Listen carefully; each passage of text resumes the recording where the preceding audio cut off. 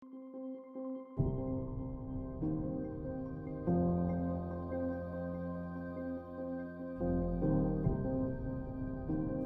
we survive another year of online classes? Commission on Higher Education Chairperson Prospero de Vera III recently said that flexible learning would be the new norm because of the pandemic. According to him, there is no going back to the traditional full-packed face-to-face classrooms, and that educational institutions would have to mix and match flexible learning methods appropriate to their situation. He added that in-person classes would only resume once the pandemic situation in the Philippines has improved. While the virtual setup will ensure that students and teachers are not exposed to COVID-19 risks, it also highlights problems that can disrupt the learning process, including the unstable internet connections and lack of gadgets. Some sectors are also worried that the setup can cause additional stress and burnout, as the absence of face-to-face interactions has made it difficult for some to share their frustrations and anxieties with people they trust. More than a year since the university adopted the enriched virtual mode of instruction, the Flame asked students to share their experiences with the setup. Can learners withstand another year of online classes? I'm Farah Umali. Hi, I'm Elaine Bernadette Simchua. I'm Calista Chavi Esbravo. I am an incoming fourth-year creative writing major. I am a fourth-year legal management student.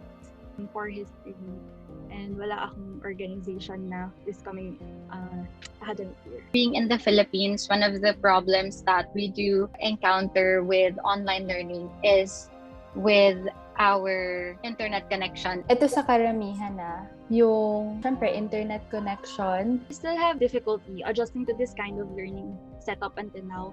Kahit magdadalawang academic year na tayong nag-online class. And majority of my classmates have more than once experienced bad internet connection, hence they weren't able to attend synchronous classes or submit in time. Most of my classmates, if not all, syempre nagkakaroon rin ng internet connection problems. Some sa province, nakatira, so meron silang scheduled electricity interruption.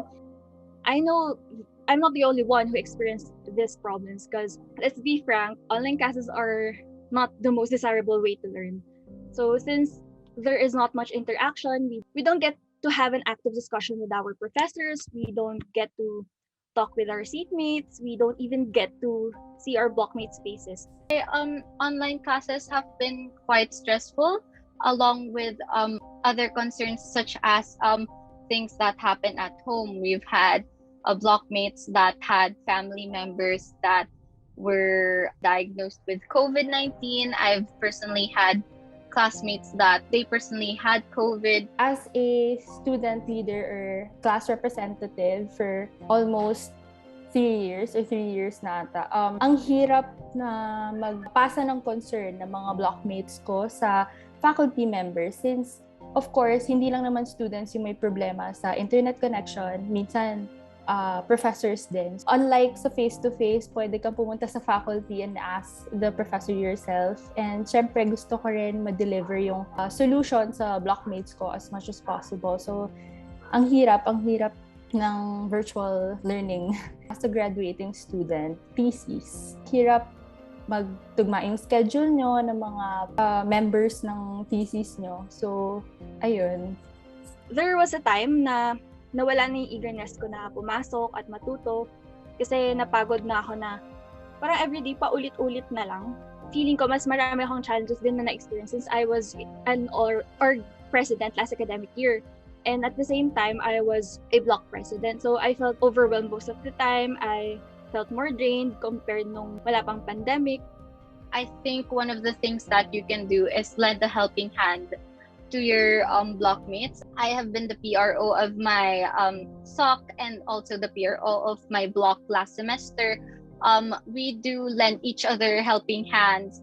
We give notes to each other and we relay the message to our profs if one of our blockmates have this concern or that concern and try to get the deadlines extended as much as we can for them. Dahil understanding din yung professors namin. Thankfully, understanding din sila,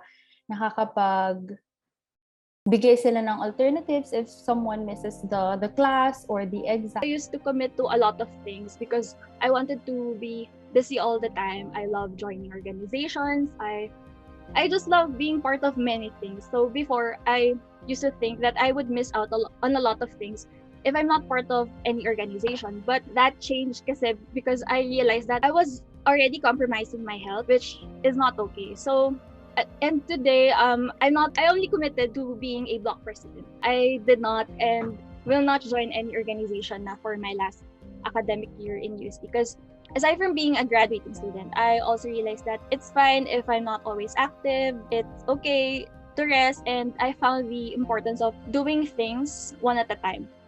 If it's negatively affecting your mental and physical health, then it's okay if you want to drop those commitments, even if you were once passionate about it. And it's okay if it's okay to not be at your best all the time.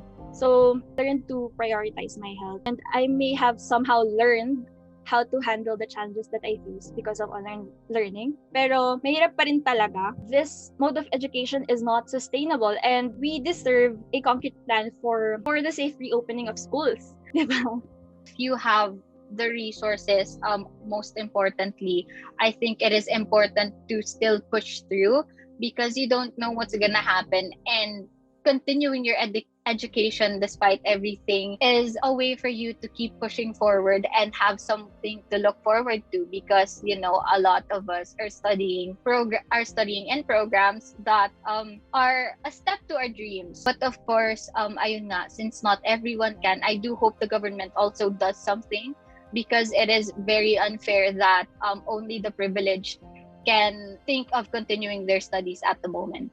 Oo, kasi hindi pa natin alam kung kailan matatapos. Taas na naman ulit. We're on ECQ again. So, it is worth it naman. Kahit na mahirap. For me kasi parang ang nangyayari na lang, wala na tayong choice. It's not worth it, pero we don't have a choice. Wala tayong choice na magpatuloy kahit na mahirap, kahit na hindi naman dapat ganito katagal na yung mangyayari, like 2 academic years ng ganito. So, hindi dapat makontento yung government na ganito na tayo forever.